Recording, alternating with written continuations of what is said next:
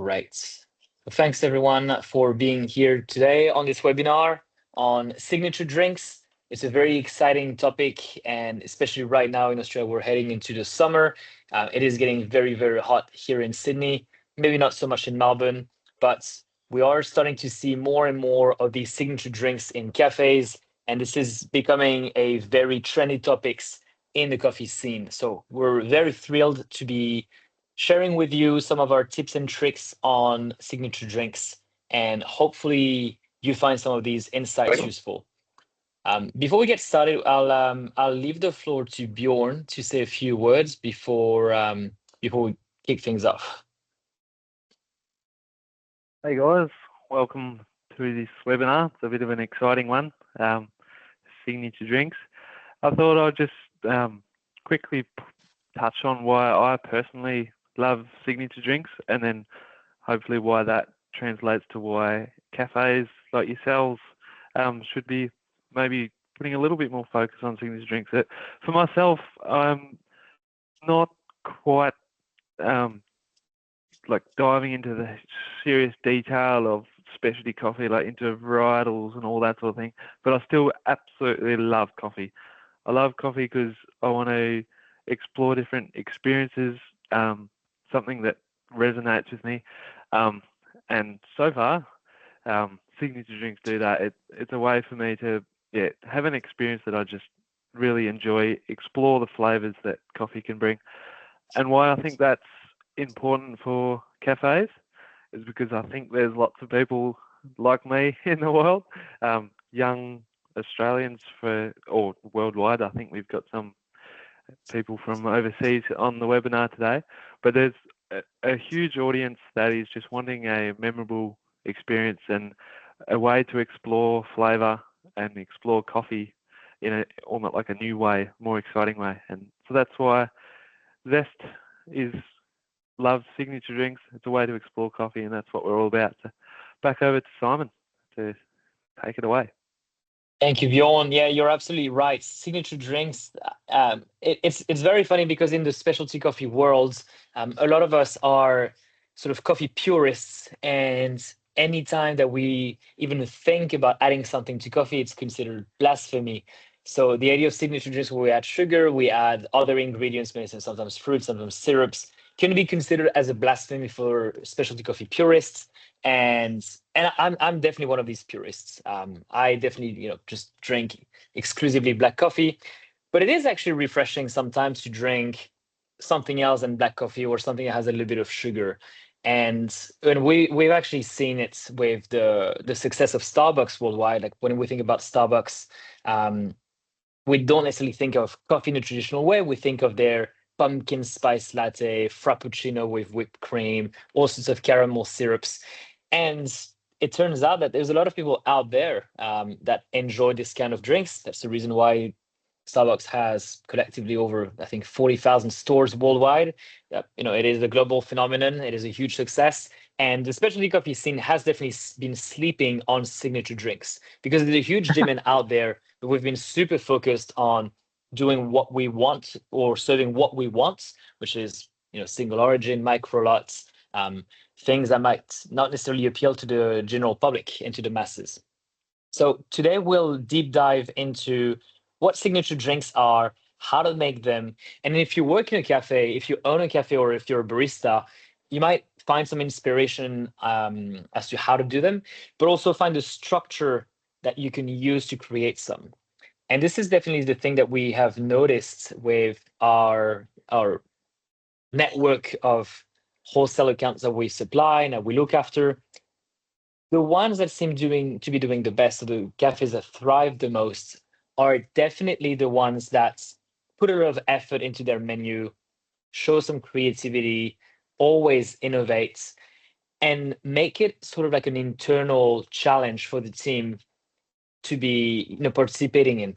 So different team members would come up with something new, and then they would sort of like challenge each other, and we see a lot of creativity, like great things being put out there this way. So we want to share with you the framework that we follow and that some of our best customers follow as well.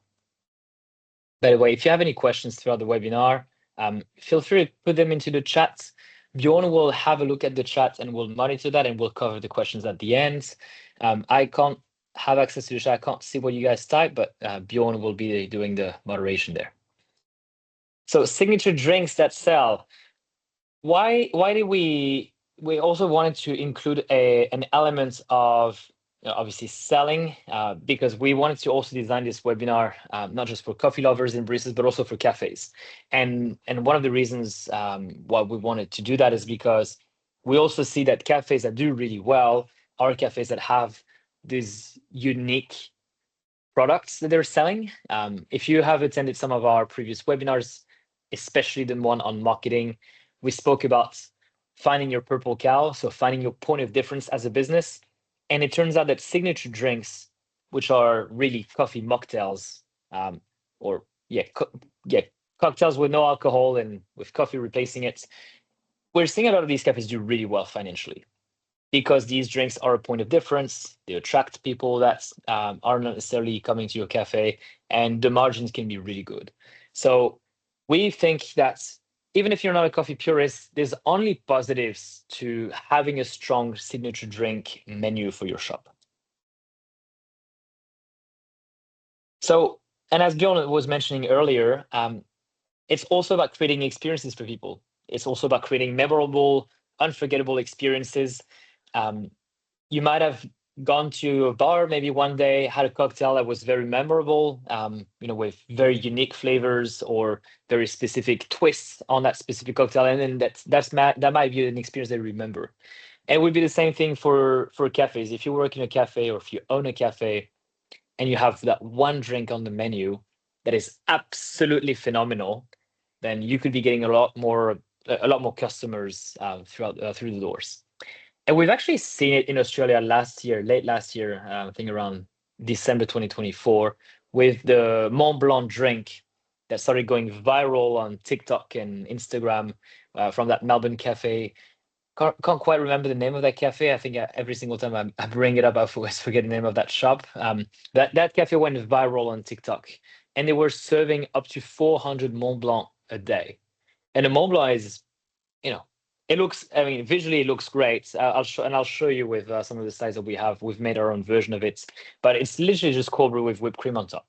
Or when you put it this way, it doesn't sound very glorious, but that's when the storytelling comes in and being able to enhance visuals to deliver an outstanding experience is sort of the next steps. But that cafe has done extremely well on the back of this drink, and we have seen other cafes do really well with their own creation. So because summer is approaching very fast, we want to get ahead of the curve and think of what is the next trendy signature drink, what is the next viral one, and how do we create it?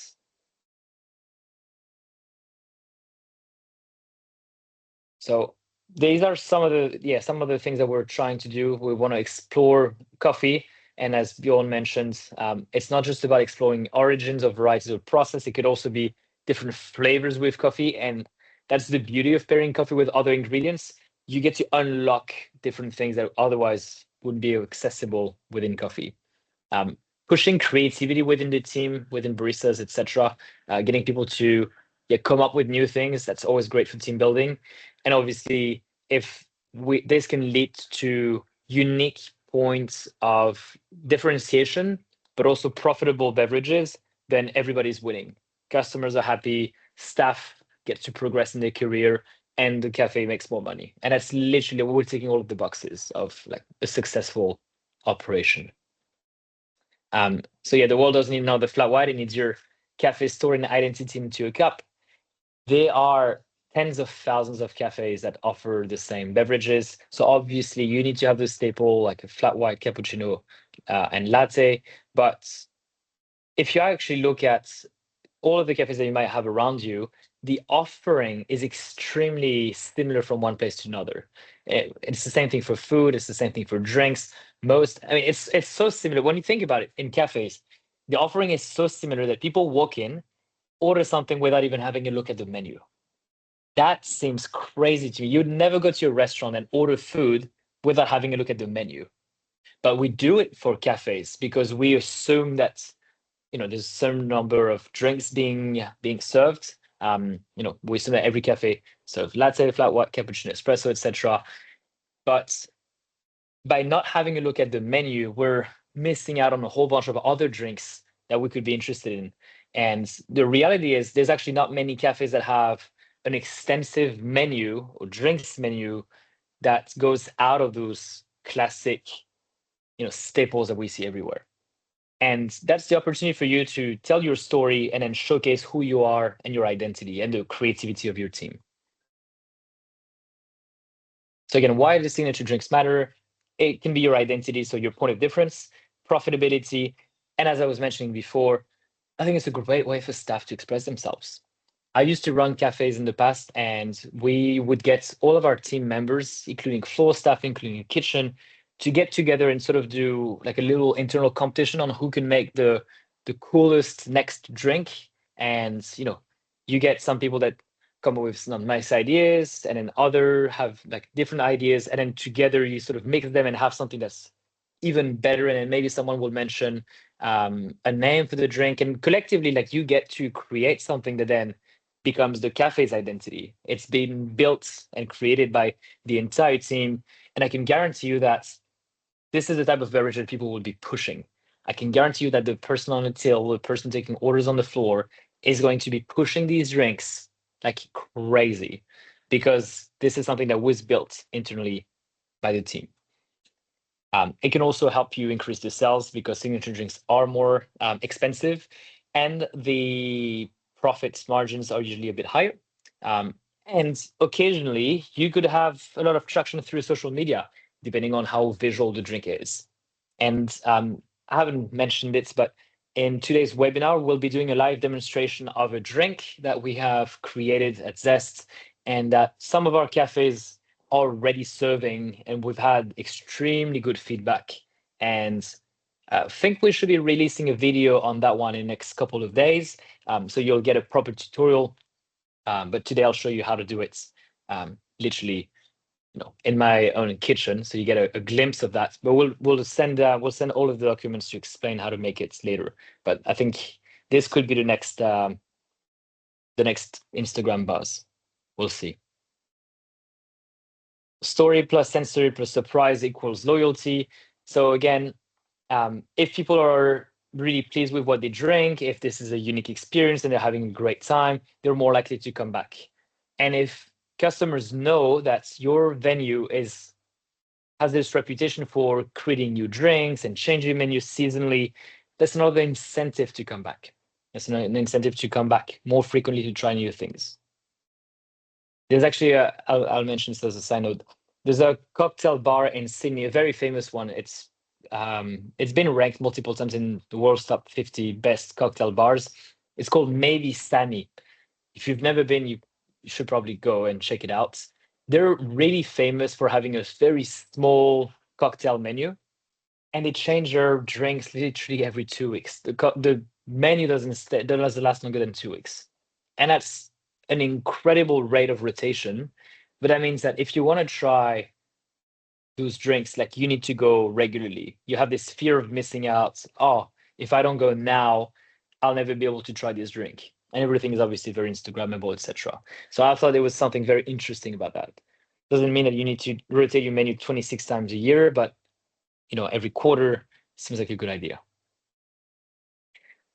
So we always follow the same framework when it comes to creating a new drink, and I'll give this as a live example with the drink that I'll demonstrate afterwards. But we always follow these 6 steps. These are the 6 steps that we follow every single time we create a drink. We've actually, some of you maybe have come to some of our events in the past, we've run 2 series of signature beverages over the last 2 years. We've run a series in winter, so the winter signature drinks, and we ran another series in summer, so summer signature drinks. And we've created, I think, something like a good dozen of these signature drinks across winter and summer. And it always follows the same pattern. So first we define the goal. We look at what are we trying to achieve with this drink. Is this meant to be something refreshing? Is this something meant to be decadent? Is this something meant to be warming? Or is this meant to just look crazy and fun. Is there any interaction that we're trying to create with this drink? So it all starts with what you're trying to achieve. What is the end goal of that particular beverage? For the one I'll be showing you today, I'll spoil the name right now, but it is called the Dubai Iced Mocha. And some of you have probably heard of the Dubai chocolates. That was very trendy again on TikTok and Instagram earlier this year and late last year. The Dubai style chocolate is sort of like a chocolate bar with a pistachio paste inside, if you want, pistachio crunch inside, or praline on the inside. So chocolate and pistachio. And that has sort of become like a worldwide phenomenon where you started to see a lot of venues, cafes, restaurants, even bars, even supermarkets like selling this Dubai chocolates thing under different forms. And we thought, why not put it into a drink and why not add coffee? And the first thing that we thought of was we didn't go, oh, let's look at this Dubai thing and that looks interesting. We wanted to create something that was indulgence. We wanted to create something that was very rich and sort of like an entire meal in one drink. Like think 500 to 1,000 calories in one drink, something very, very sweet and very, very creamy. And that's where the idea, so that's a similar idea to what the Mont Blanc is, with this thick layer of cream and sweeteners. There's something that's very decadent and very indulgent. So we wanted something similar to that, where it gives you this very comforting sensation. Like you'll have something that's quite fatty and quite sweet and very, very coating. We didn't want to go for something refreshing. For summer, obviously, like for summer, generally we wanna aim for a couple of refreshing drinks. But usually, what we notice with summer menus is that all we have is a lot of like citrusy, very bright, fruity drinks, and there's not a lot of the other options. So that's usually one of the things that we were missing, and that was the initial statement. We want to have something that's indulgent, and then build a story. And that's when the whole Dubai story comes in. The idea of being able to get people to connect with what the drink is and make it sort of like a very, very fancy beverage is the storytelling with this drink. And the very first customer that we implemented this drink with is called Avocado Lounge in Sydney. And he's in an area where you have a lot of people from the Middle East, and everybody is very familiar with Dubai. There's actually a lot of his regulars that go there on holiday quite often.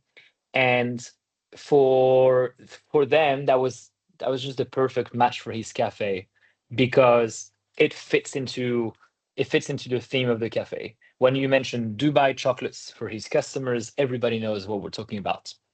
So in this case, and we wanted the drink to be really, really premium. And this is sort of the outside perception that I guess most people have of Dubai. Most people think of Dubai as, oh, this is this really expensive city where you have a lot of millionaires. People go there for tax evasion and for skiing in the middle of sand dunes. All of these like really, really fancy, crazy things. And when you think about the Dubai chocolate bar, they usually sell for, I think, something around $20 for a tablet. I think that's what I was in Dubai in February this year, and I think I paid something like $20 for one tablet, which is like 32 Australian dollars for literally 100 gram-ish of chocolate. So it's really expensive. And with this in mind, this is when we decided to build a story of, we are going to represent Dubai into a cup. We're going to put the most premium ingredients that you can think of. Everything is going to be luxurious about it. The look, the style, and the price, and the way it's being served. And we want to, again, connect with this indulgent feeling. So that was the sort of brief that we had, starting from there. So starting with the base, then we had a couple of options, and to be honest, I'll share with you what we did, but there's no right or wrong. If someone wants to do it in another way, I think it's totally fine. And the first two steps, like you would want to follow the first two steps to get to direction, but then there are multiple different ways to finish that story. And here we decided to start with a base of espresso because we had a few different options for cold brew and for filter coffee, but we really wanted something that had espresso in it because you could use, for example, your spare espresso shots, and that's a beverage that can be done quite quickly, just pulling a couple of shots from the espresso machine. You don't necessarily have to make cold brew ahead of time and wait for a long time for the cold brew to be ready. So espresso base. This drink actually incorporates a little bit of milk, but you can also make it without. And here, what I would suggest is just start with what you have. Like, you don't necessarily need to overcomplicate it. If you don't do filter coffee, don't have any filter base. Like, just focus on what you already have. If you're doing cold brew and you have some leftover cold brew, or you have cold brew that might be sometimes difficult to move, then use that as the base for your drink. Use your espresso house blends. Use whatever single origin you have. Start with what's available. And sometimes, like, starting with having less options for putting together a new drink is what drives creativity. When we don't have a lot of ingredients, we have to be more sort of like thoughtful and resourceful, and it's when crazy things can come out of scarcity. Then choose a flavor theme. So we spoke about that Dubai story before, and in this case, obviously, we need to have something that makes sense with the whole story, and we want something that makes sense with the entire goal. So we wanted something indulgent. And as part of the Dubai chocolates, or the Dubai, in this case, mocha, because we want to make it a coffee, you obviously need pistachio. Pistachio is, it's non-negotiable. This is the base of everything. So looking at pistachio, and we're looking at chocolates. Now, because we want to make this indulgent and we want to make this very comforting, we need to look at something that's quite sweet and that's quite fatty. So with this in mind, with the pistachio and chocolate in mind, for the pistachio, we wanted to use something that is, indeed sweet and that has quite a good amount of sugar in it. And that's why we went ahead with pistachio spread.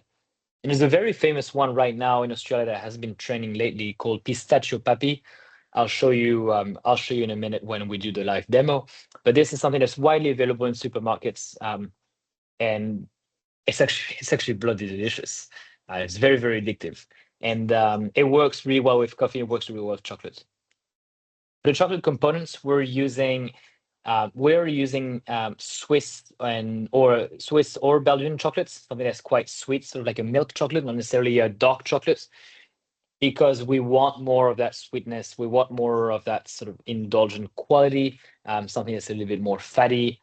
You could use chocolate powder if you don't have Belgian chocolate or Swiss chocolates.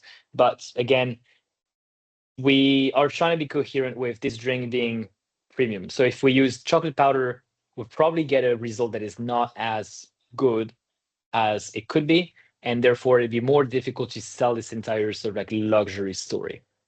And I'll come to pricing afterwards, because I think it's interesting to stay coherent throughout the entire process. For coffee, we decided to use Corcovado, one of our flagship blends. Corcovado is pretty much like an all-rounder. It's a very chocolatey blend. Initially, it has those nutty undertones, so it works really well with pistachio, works really well with chocolates. It has some caramel notes as well. So for us, this was the blend that matched the flavor spectrum that we're trying to achieve. And when we look at flavor theme and pairing different ingredients, there's usually two options that you have, and two routes that you can take. You can either contrast or you can complement. The idea of contrasting is pairing two things that have nothing to do with one another. And that would, for example, be pairing fruits with chocolates. So chocolate is very sweet, it's very round, and fruits are acidic and refreshing. And it goes in complete different directions. And that means that you have something that is quite balanced in a sense, because the fruits bring some sort of like refreshing elements to the chocolates. In the case of the Dubai iced mocha, we didn't want to contrast. We just wanted to be indulgent. We wanted to be sweet, and we wanted to be round and fatty. And We want everybody to gain 2 kilograms of weight to put on 2 kilos when they drink this beverage, and we want it to be an entire meal, or actually it's almost like a dessert more than a drink itself. And that was the idea. And when that's the case, we're not necessarily looking for anything refreshing. We're not necessarily looking for any acidity. But again, this is just to match what we set initially. If you wanted to take your own spin on the drink, that's definitely something feasible. Like you could look into that. But again, to be coherent with the rest, that's what we're going with. So to double down on that indulgent quality, we're also using some heavy cream, some thickened cream, so 35% fat. This will help blend the pistachio nicely because the pistachio spread is quite sweet. So we need something to sort of like tone it down in terms of intensity, and we think cream works really well.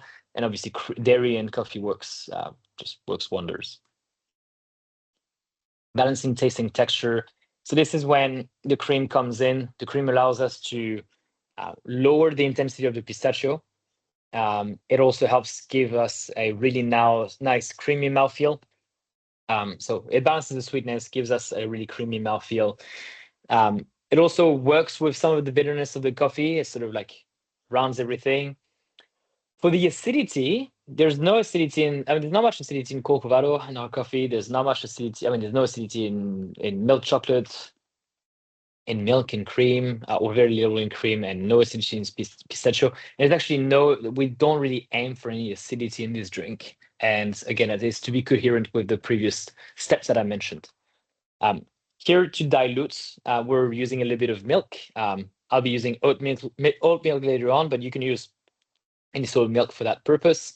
Probably something that is quite thick and fatty. So I'm using oat milk in this case, but you could use full cream really well. Maybe almond sometimes tends to be a little thin, but that's when you want to play around maybe with different ingredients just to see what works well for you. And then testing and pricing, my favorite part. So testing, we get to drink a whole lot of this drink. So I probably have been having, I don't know, way too many. I don't even want to count. I've had too many of these drinks, but this is when you get to tweak little things. This is when you get to experience the whole beverage and see what you're enjoying, what you're not enjoying.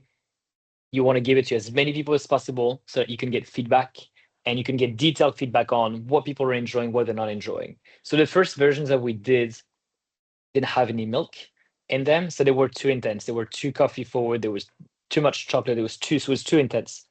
There's another version that we made where there was too much cream, so people were complaining that we're not getting enough of the coffee. So we made little tweaks along the way, up to to get to the point that we were happy with the drink. Sometimes we had this feedback of the pistachio cream was not green enough, so then we looked into. I'm not going to do it today, but we did that for that customer at Avocado Lounge. We added a tiny bit of green food colorants, so it helps keep everything green, and it helps like really bring out the pistachio. I guess like the idea that there's a lot of pistachio in it. It looks very premium as well this way, and we even looked into adding some gold leaves as well, just like a couple of gold leaves put on top, and all of a sudden when you see the drink being prepared like this and served like this, it looks like a $20 drink rather than a $6-7 signature drink. And again, that is trying to be coherent with everything else. So in those couple of cafes that serve this drink in Sydney, I think one is pricing $15 for it, and another one is something along the lines of 17, 18. So it is a really high margin product. Here we recommend 70 to 85%. The reason why 85 might sound like a lot, but the reason why for something like this we want to aim a little bit higher is because there might be quite a bit of prep time. There might be quite a bit of work and labor involved. And that means that when you have more work and labor and on transformation for a specific product, your gross margin. So here when we talk about margin, it's the gross margin. So the selling price minus the cost of goods sold. So minus the cost of the ingredients.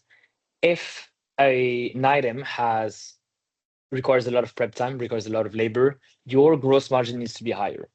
because you're going to spend more money on the manufacturing or on the prepping of it or on the labor basically. So this, because it has a couple of steps, we do want to price it a little bit higher and make sure that the margins are nice and healthy. The cost of this drink is around, depending on the ingredients that you use, but it's around $3 to $4. So if it costs $3 to $4, you want to be selling it for something between $11 to $15, basically, if we want to stay within this bracket. Anything that you can do, anytime that you have an opportunity to do more preps for your signature drinks or for any, I guess, like item on your coffee menu, you should do it. And by that I mean there's a lot of things that can be done in advance by batches, especially if you are serving a couple of these per day. You don't want to be doing them one by one. And what I'll demonstrate just after is how to make one of these. But the process, the time it would take me to make all of the ingredients for 10 of these is literally the same as making one of these. Like I'll just have more shots to pull, but then the chocolates, when I melt the chocolates, when I whip the cream and everything, whether it is 1x or 10x, it doesn't really matter. So I can do that ahead of time, bottle everything. So when an order comes through, all I have to do is ice cube, espresso, chocolates, boom, boom, boom, a bit of garnish on top, and voila, send it. And this is something that is really important when we're creating new drinks. Can we make this practical, or is this going to be a nightmare every single time a docket comes through and we see if the staff see Dubai iced mocha and they know it's really difficult to make and it's going to put a lot of pressure on everyone, the team's going to hate doing it. And that's not what we want. We want the team to be excited about these drinks. So just keep that in mind if you're working behind the bar. So again, until it is replicable and everybody in the team can do it, it's just an idea. So the next steps, so how do we train staff? How do we batch everything? And how do we simplify and streamline the process is really important. And I've seen amazing drinks or amazing ideas. And we had one for the last winter edition that we did, which was a pumpkin spice latte, but made with like actual. We use butternut, not pumpkin, because it's a little bit less bitter and a bit sweeter. And we thought it was a great drink. And when we tried it internally, we're like, this is delicious. So it's like a pumpkin spice latte, but using proper butternut puree.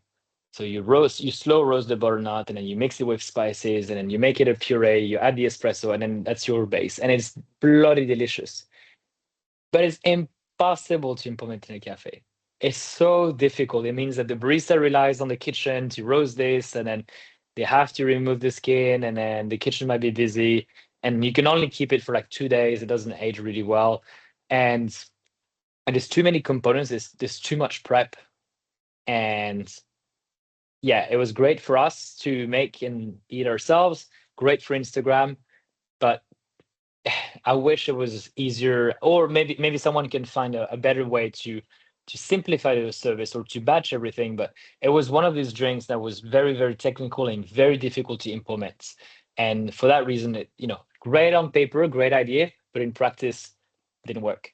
So you want to make sure that you're ticking all of these boxes as well to make sure it's implementable. And for the visual identity, so this is when obviously you can do whatever you want for the creative, like the creative side of things. Which glassware are you going to be serving this drink? Is there any props on the side? So one of our customer in Sydney does this Dubai iced mocha, and he pours the cream out of a little what do you call it? Like a little milk jug, like the ones that you have as a side for a side of milk for tea. So he puts the cream in that and then goes to the table, serves the drink, and then pours the cream on top, the pistachio cream on top. And that looks phenomenal. And then they sprinkle a bit of like pistachio at the table there. Okay, so there's a bit of theater, there's a bit of a show that adds to the final price. And then being able to do great photography, great videos for the launch of the menu, to make sure that everybody knows about those drinks, because one thing is to create them, and the next thing is to promote them and making sure that people know about them. So these are all things that you need to look at after you create the drink. So promotion matters again, as I mentioned. Creating this drink is great, but making sure that people know about it is the next step. Make it look good. Share that on social media. Try to get people to repost it if or take photos. Make it worthy of taking photos, and that's probably the best way to spread the word. Like if it looks so good that people take a photo themselves and post it, they're doing the job for you. They are doing the advertising on your behalf. Giving little samples to regular is honestly it's my favorite thing to do, because I think for if some of these drinks, once you try them, you go, wow, okay, I didn't necessarily think I would like it, but yeah, I'll order one. And I'm typically this person who every single time, if you go to the supermarket and they're giving samples of things, like they're giving, I don't know, like olives or whatever, they give you a little bit, you try, you go, oh, I like it, I'll buy it. Like there's so much impulse buying that is triggered from samples. Might be the same for you. Like every single time someone gives me a free sample, I feel like I'm obliged to buy. So I'm a good customer in that sense. So give samples, find a way to sort of like make a miniature, like a mini version of it. So for the Dubai Ice Mocha, it'd be like pre-batch everything, like your milk, espresso, chocolates, mix it all up together, pour into little like piccolo glasses, and then pour a tiny bit of the cream on top, and then people can drink it like this. Make it sort of like an official thing as well, like trying to have a launch date and say, on this day, we're launching this drink. Make sure the whole team knows about it. Make sure the baristas know about it. Even the kitchen, even, I mean, full staff, obviously, because they're the ones who will be pitching it to customers. Make sure everyone knows about it. Make sure that this is the only thing that people talk about. And that is the best way to have a successful launch. If no one knows about it, if no one talks about it, then it's going to be very difficult to be successful. So again, yeah, make sure that the story is being told. Before I do the live demo, is there any questions that we need to answer at this stage? Does anyone have any questions before I jump in to do this? There's nothing on the chat, but feel free to put your message on the chat while Simon's going through the demo. If only we could taste it while he's making it. Yeah. So let me just change the view of my camera. That's great.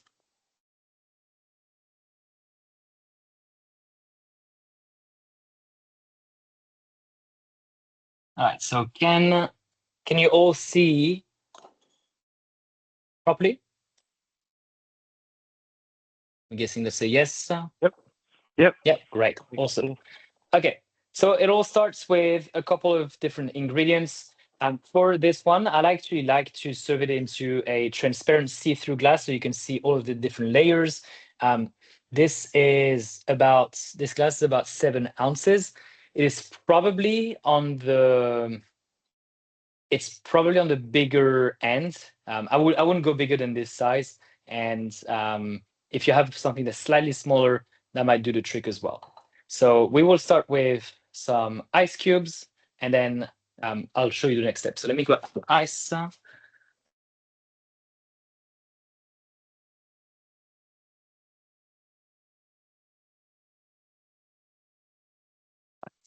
these are big ice cubes. So I'm only going to put the one like this. So ice cube, and then shot of coffee. So I've got some of our Corcovado coffee. So I'm going to put approximately 2 shots.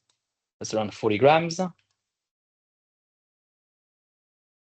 And then I've got some melted Belgian chocolates. So I'm going to pour that as well, about the same amount. So we have the base of our mocha. A mocha is chocolate and coffee. Okay. So we have the base right here. And then next ingredient is some oat milk. So I'm going to go all the way to almost the top, and then just leaving about 2 fingers worth of space for the cream that will eventually cover everything. And then now for the fun parts, how to make that cream that goes on top. So see, so far, like we're literally just doing an ice mocha. So espresso, chocolate, milk. We have our iced mocha. But the next step is what is going to take this drink to the next level. And we're going to start with this pistachio papi, and we're taking the crunchy one. Really, really important to have the crunchy one. We've tried both the smooth paste and the crunchy one, and the crunchy one has those little bits of pistachio, and that means that when you're drinking that beverage, you actually chew on some crunchy pistachio, and it's absolutely delicious. Like a little bit salty. It is phenomenal.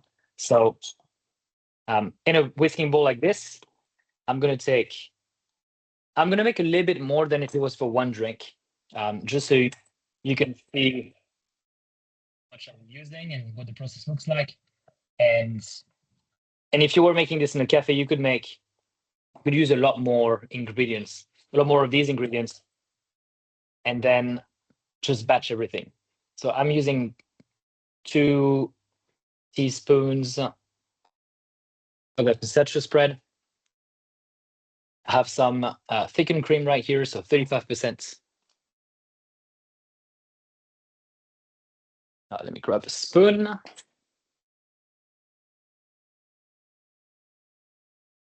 And what we're going to do is we're going to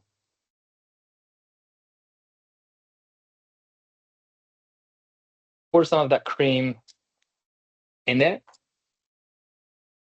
and then grab a whisk, and we're going to whisk everything together.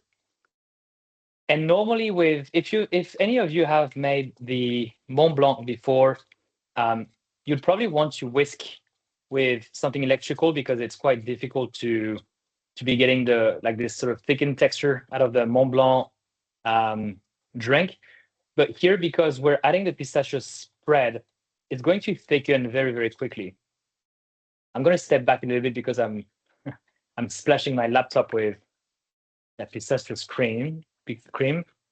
So basically, we're just whipping like this up until we get a nice thickened consistency.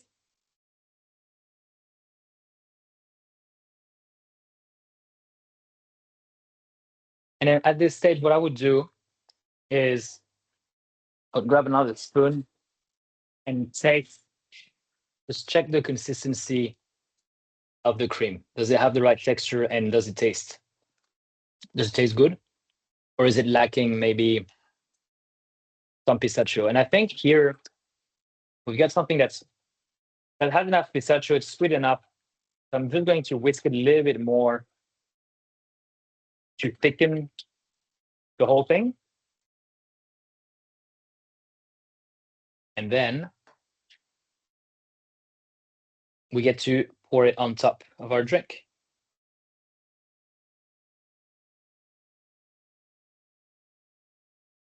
And there you go. So we've got the cream that is sitting on top.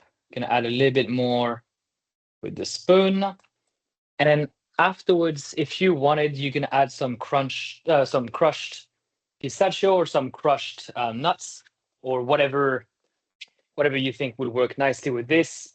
So at that shop, Avocado Lounge, who's adding some gold leaves as well. So here I'm just gonna add just some crushed nuts on top. And anything else that you think is worth adding to the drink in terms of decoration. So we had someone add the cream into a little jug or a little beaker like this, and then pour the cream on top. So anything that you think can add to the customer experience then would be valuable. I think this glass is just a little bit too big because the drink is going to be very, very rich. So the glass is maybe a bit too tall, and it's probably like too much of that drink for most people to drink. So we'll probably be looking at something like a whiskey glass or a tumbler that's a little bit smaller. But sorry, you guys can't taste this, but yeah, I'll drink for you. And that is very delicious. That is very, very sweet, but we can still feel the coffee. You can still taste the chocolate, and the pistachio is present as well. So it ticks all of the boxes that we set initially. You could make an argument that you could make this even sweeter. I don't like when things are too sweet, but this is, yeah, at least I can drink the whole thing. It's not too sweet. Any question on this so far? If not, I'll go back to the slides now.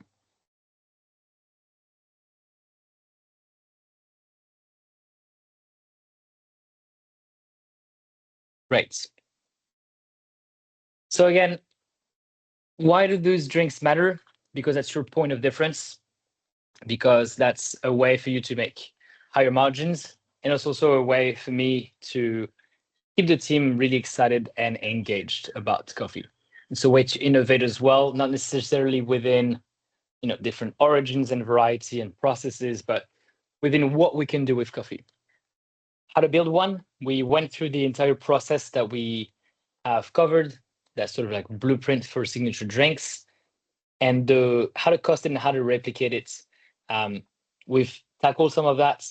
The costing side of things, you'll receive a link with a summary of what we've covered today, but also sort of like a template to help you cost those drinks. And for those of you that have been on our business plan webinar in the last couple of weeks, we actually have a built-in calculator that helps you calculate the cost of every single food item and drinks in your cafe.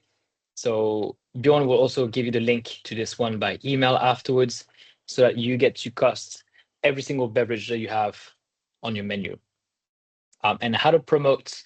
We've covered a lot of that into the marketing webinar, and we've touched on it a little bit today. But making sure that the drink is promoted, making sure that people know about it, even if you do photos and print those and have them in the shop, at the till, on the tables for people to know about it. That's a great way to get the drink to be promoted, not just social media. So these will all be sent to you by email afterwards, the winter and the summer zest recipes, and the templates in order to be able to do those drinks yourself. Now I'd love to hear from you. What is the next signature drink that we will see in cafes? Who's got a cafe? Who works in a cafe? What drink are you working on? Is there anything exciting out there? I want to know all about it. Any baristas in the chats? Any cafe operator?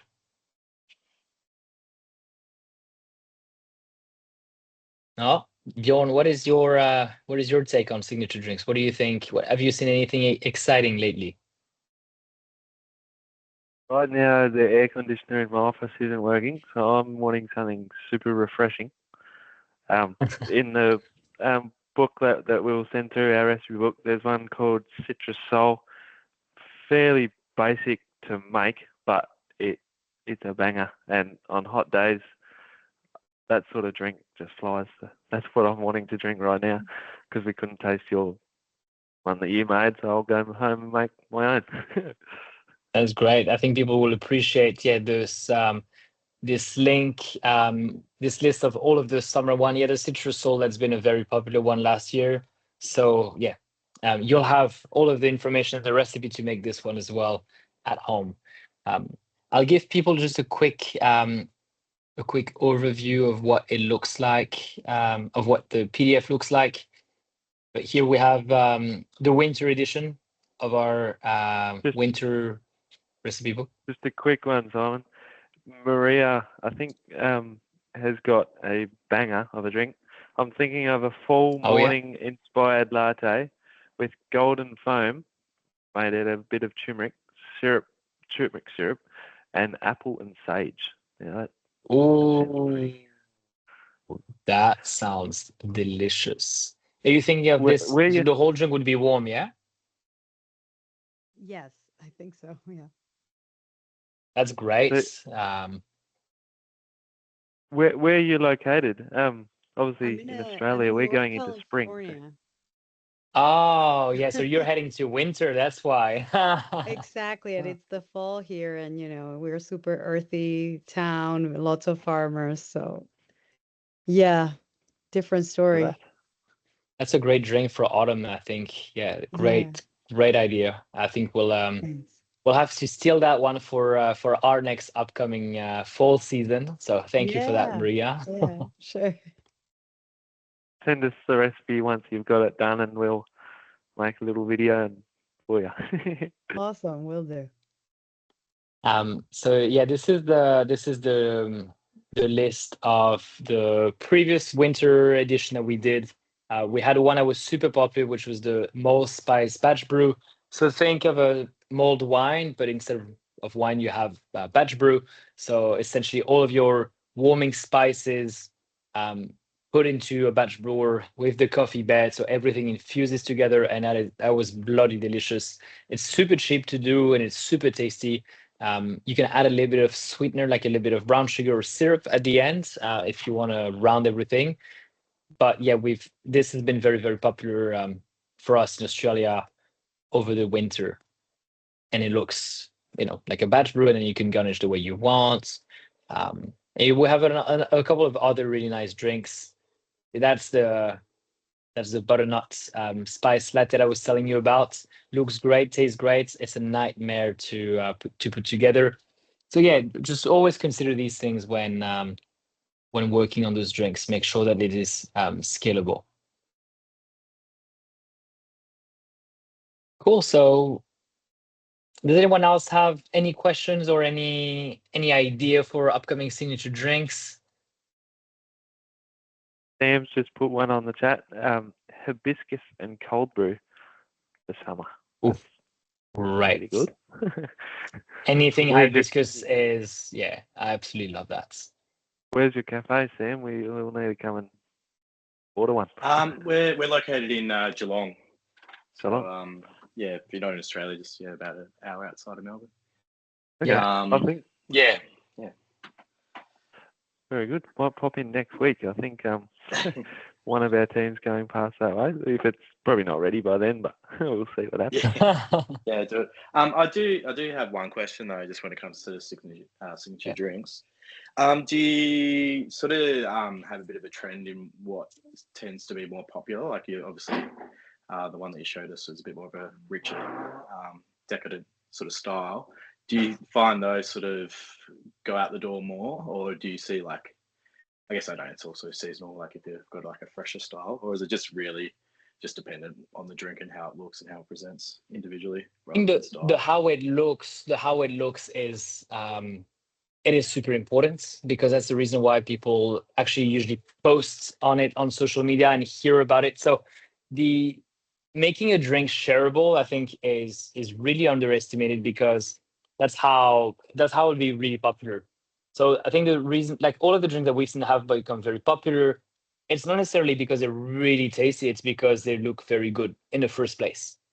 And if you look at, so that one that we made here is obviously like very cream heavy. The Mont Blanc is also very cream heavy. If you wanted to do something refreshing, more recently, we've seen people do what we call clouds for like matcha cloud and that sort of stuff, which is so like a foam that you'd have on top of a drink, but it's something that's very light and airy and not necessarily very thick and heavy like a cream would be. So I would be looking at something like this, like using like doing a foam, doing this sort of like cloud on top of a refreshing drink. So for example, for the hibiscus drink that you just mentioned, I think that would pair really nicely with like an acidic, fruity single origin, for example, as a cold brew, as a batch brew, for instance. And looking into how do we do like a foam on top to add a bit of color, to add a bit of texture as well, I think could be really interesting. Because if you think cold brew and hibiscus, the color of the hibiscus is going to disappear into the cold brew. I think it's the color of the coffee is going to take over unless you use just a little bit of coffee. So you need something to sort of like make the drink pop in terms of visual. Otherwise, it'll just look like coffee and it might not be as appealing, even though it could be absolutely delicious. Hope that makes sense. Yeah, no, terrific. Awesome. All right, folks. Well, if we don't have any more questions, we'll wrap this one up. If you ever have questions in the future, feel free to shoot us an email. send us a message on Instagram. If you do come up with a signature drink in the future, tag us on Instagram, let us know, share it with us. We love new ideas. We love seeing playful, creative drinks. So yeah, share that with the world. Share that with us. We'll help you reshare it as well if this helps. But yeah, we're very, very excited to see more of these coming up in the future. As you know, we've made a very, very indulgent drink right here, but it doesn't have to be unhealthy. It can also be like very refreshing, very healthy drinks without a ton of sugar and a ton of cream. And that sometimes like adds to the constraints of creating a drink. How can we make it also healthy? So yeah, looking forward to seeing the creativity of everyone in the future. Right. So you'll have all of these documents and the recording of the webinar sent to you by email. And yeah, we'll be in touch very soon. Thank you all for joining. We will have another webinar session in about 2 weeks' time on the 25th of November. So almost 3 weeks' time, on an introduction to specialty coffee. So really the ABC of what specialty coffee is, where coffee grows, how it's been harvested, how it's been processed, the entire supply chain of coffee. And this is a really good webinar. So it's actually a course that we do. We normally charge for this course in our physical space in Melbourne, but we'll do this version online for free. And it's just a really good summary of what specialty coffee is, what it looks like, and we'll cover the basics of what specialty coffee is, the product as a fruit, etc., how roasting works, how the quality assessment process works. And it might be useful for you, even if you have a couple of years of experience in coffee, just because we cover some of the foundations that sometimes we lack some of the foundations. Like I got into coffee and then it took me a couple of years to really understand what processing was, for example. Even though I knew a lot about like farming, etc., like I didn't quite fully grasp what processing was. So it might be the case for you, might be lacking a few of those things. So if that's the case, feel free to join this one. Or if you have baristas that work with you who are a lot more junior and are eager to learn more, feel free to invite them to this upcoming free webinar, 25th of November, I believe 4 p.m. Sydney time. And you'll get some communication on that as well sent to you. But yeah, thank you very much, everyone, for tuning in tonight and looking forward to seeing your creations in the future. Thank you very much.